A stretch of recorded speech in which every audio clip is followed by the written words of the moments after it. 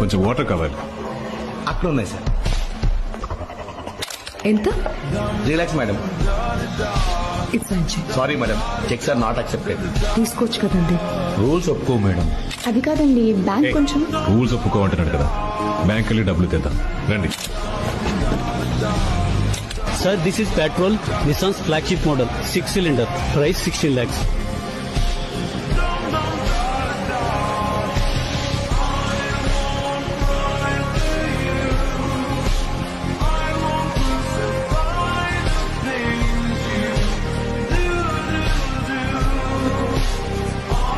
వాళ్ళు డైమండ్స్ కొంటారా? మీరంటారా సార్?